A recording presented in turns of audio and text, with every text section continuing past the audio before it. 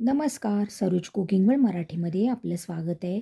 आज आपण जिऱ्याची वाटपाची डाळ बघणार आहोत.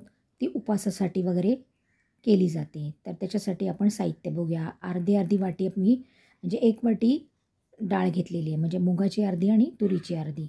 नंतर इथे थोडंसं खोबरं घेतलं ओलं, 1 चमचा जिरे, 7-8 काळी मिरी, 2 हिरव्या मिरच्या तिखटासाठी घेतल्यात आणि चवीनुसार मीठ, हळद अर्धा चमचा आणि 1 चमचा जिरे आणि पाव चमचा हिंग फोडणीसाठी. आता स्वच्छ धुतलेली डाळ आपण भिजत घातलेली, ते पाणी काढून आपण घेतलं आहे, मोजून घालायचं आहे. तर तुम्हाला मी दाखवते ते डाळ मी कुकरमध्ये घातलेली आहे.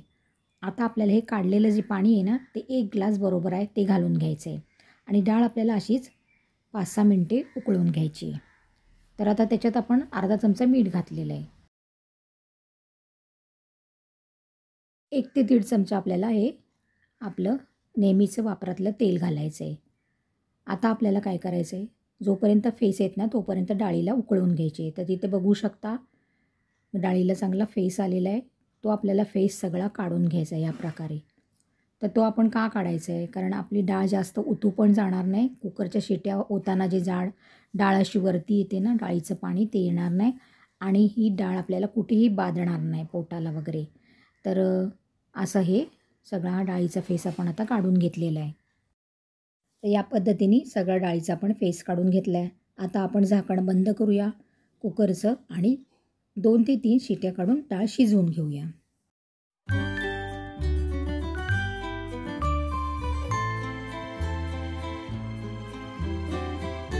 आपली डाळ शिजलेली आहे. आता आपण कुकर थंड करून थोड्या वेळाने उघडून बघूया. तर आता आपण कुकर उघडलं आहे. बघू शकता कुठेही कुकरला डाळ वरती येऊन लागलेली नाही आहे किंवा झाकणसुद्धा खराब झालेलं नाही आहे. आता डाळ घोटून घेऊया. चांगल्या प्रकारे डाळ आपली शिजलेली आहे, तुम्ही बघू शकता. तर अशा पद्धतीने डाळ वाफवा. अजिबात कुकर तुमचा खराब होणार नाही. आता डाळ मी पुन्हा गरम करत ठेवले डाळ गॅसवरती आणि त्याच्यात वाटपाचं पाणी घातलेलं आहे आणि अर्धा ग्लास मी प्लस जास्तीचं पाणी घातलेलं आहे. तुम्हाला किती जाड पातळ हवे त्याप्रमाणे घालून घ्यायचं. थोडे डाळीला उकळी काढायची आता आपल्याला.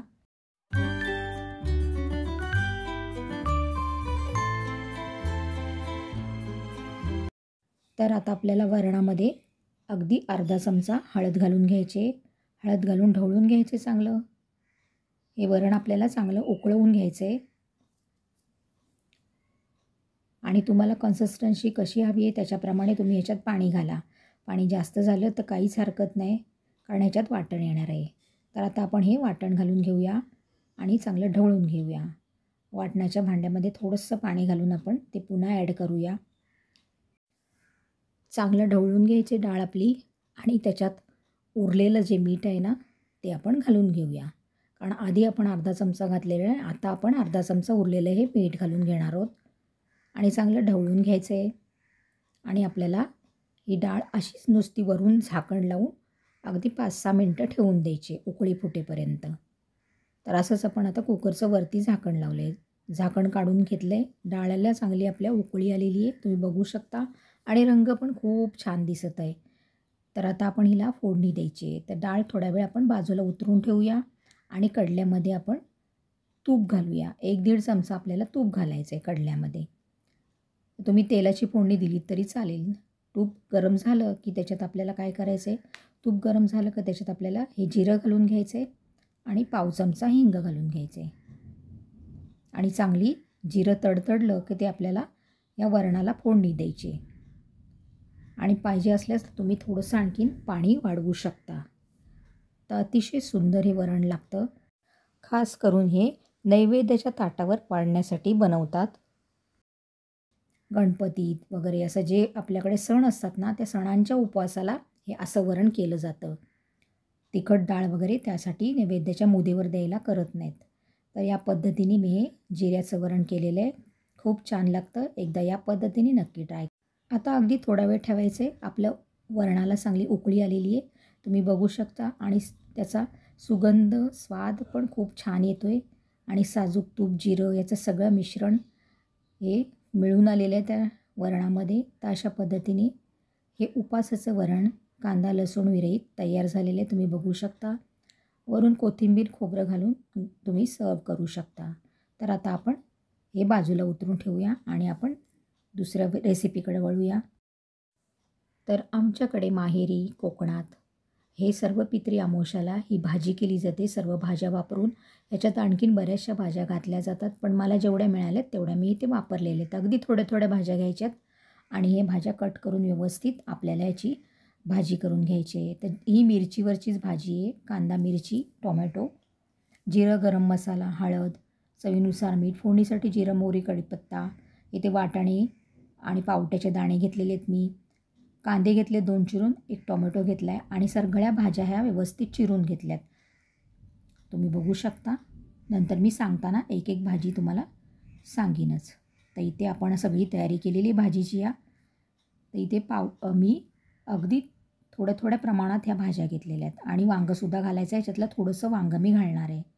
तर अशा सगळ्या भाज्या मी चिरून घेतल्यात. पडवळ, भेंडी, गवार, तोंडली, भोपळा, वांगं, कारलं वांगं, शिराळं, शिमला मिरची, पडवळ, सगळ्या भाज्या व्यवस्थित अशा एकाच शेपमध्ये चिरून घ्यायच्यात आपल्याला.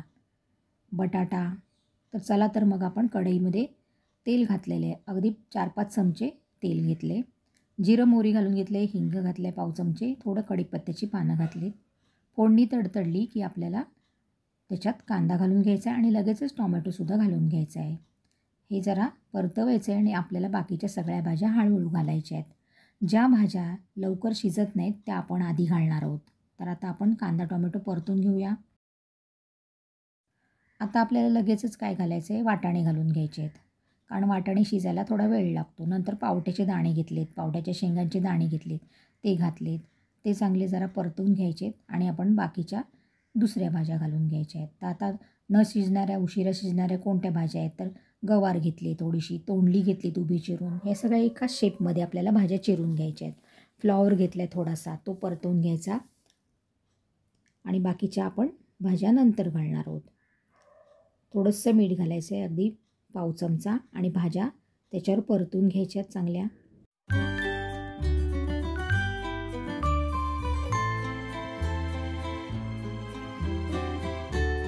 आता आपण भाज्या थोड्या वेळ झाकून ठेवणार आहोत. चांगल्या परतून झालेल्या आहेत.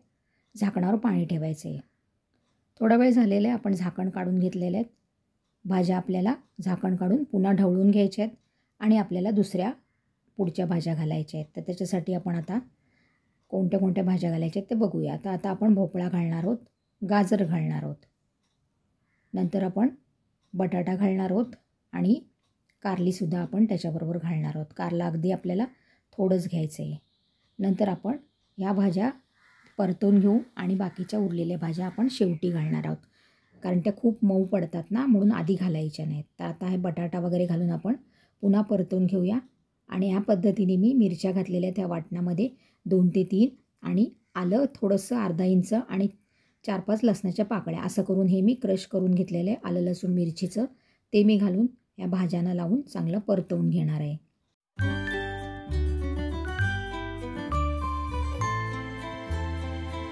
आता आपण अगदी अर्धा चमचा हळद घालून घेणार आहोत. पुन्हा ती हळद भाज्यांना लावून घेणार आहोत. याच्यात तुम्हाला जास्त तिखट हवं असलं तर तुम्ही लाल मसाला वापरू शकता. आता आपण भाज्या थोड्या वेळ झाकून ठेवूया. झाकणावर पाणी ठेवूया. हे 4-5 मिनटांनी बघायचं आहे.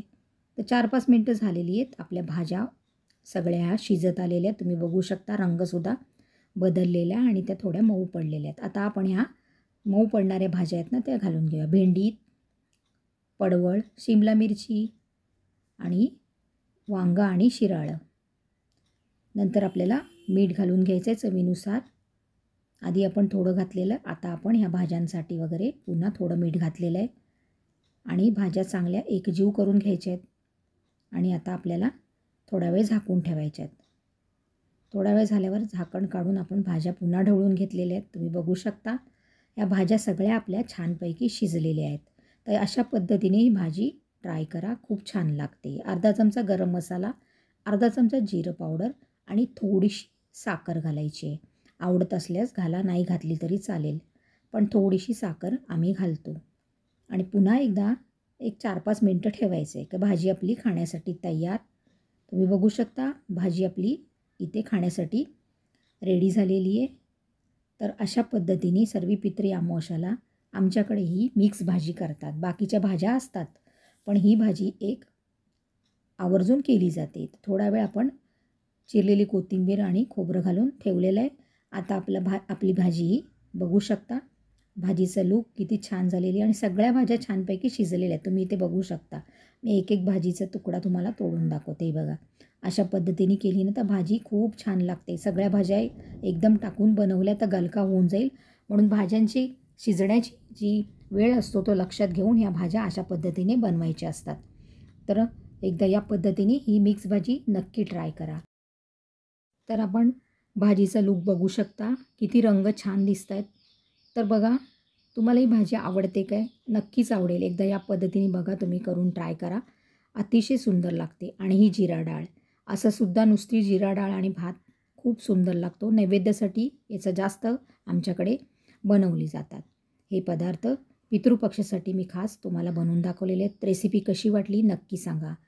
चॅनलला सबस्क्राईब केले नसेल तर लवकरात लवकर सबस्क्राईब करा. रेसिपी जास्तीत जास्त शेअर करा आणि सरोज कुकिंग वर्ल्डला पुन्हा भेट द्या. रेसिपी संपूर्ण बघितल्याबद्दल धन्यवाद. Thanks for watching.